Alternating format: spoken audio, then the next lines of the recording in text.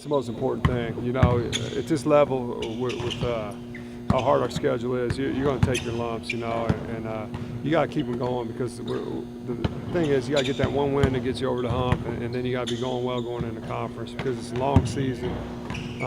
It's a marathon sprint, I always say. But, yeah, you know, you got to keep them going. You don't want them quitting on it. So from my standpoint, you can't get too negative. You can't get too down on them. You got to teach. You got to teach and motivate. That's the most important thing. Times like this, when your back's up against the wall, this is when guys, if they can coach, can coach.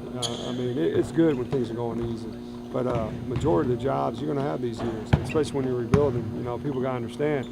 We lost all our good players. We're starting from scratch, and it's a process. I mean, we're not going to go from 3 wins to 23 wins just overnight. And so we're improving. You know, the record's not where we want it to be, but I see my guys improving every day, and I just got to get them ready for conference. We got to have 3, we think. We call it the big 3. I mean, if you look at any of the good teams in college or the NBA, they got 3 guys. You know, the obvious is Wade, LeBron, and Bosh.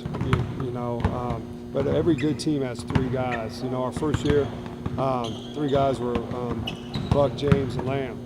You know, and so we got. The good thing about this group is we got a group of 3 main guys in mind, but then we got maybe 3 or 4 others that on a given night, if their shots falling, can get you the numbers. But we got to get our 3 main guys that we think as a coaching staff going every night. Instead of just one guy, we got to at least have that big 3 show up. Oh, it's huge. Pan Am, you know, we shot bad. They played zone against, so we shoot bad, and then. Our defense won there, but then if we would just hit free throws, it'd have been a different game. And so the little things can really make up for the big things, and they got to learn that. You know, it just comes with teaching them. We got to do a better job as coaches showing them on film because it's amazing. Kids don't realize how bad they play or the little things that they screw up until you show them on tape. And so from a coach staff, we just got to do a better job coaching and teaching so these guys realize that. Well, we got one more home game, which is good, and that's probably going to be the most important one. Because it's the first one after having 2 weeks off, you know, a good time to practice, see if we improve. And then we got 2 good games on the road, and then we got Christmas, and then we play Colorado State. So, you know, they're all set up from the standpoint that I think get us ready. You know, we don't, you know, I easily could schedule 4 Division 2 or 3s right now to finish out the season, but that's not going to do anything. And I've said before, my overall record doesn't, I could care less. It's my conference record that I care about.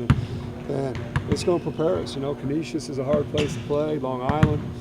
Then we go to Colorado State, but then we got Tennessee Tech at home. It's 5-4 right now. And so, you know, we got no easy games, but our league's not easy. And so you got to get to the point. I think you get your point where a program actually wins a lot of those games eventually. No, we're not there yet, but we're getting the right type of kids here. But it's just a process. And so for me, I just got to stay focused. Don't worry about anything negative and just keep teaching these kids. All right.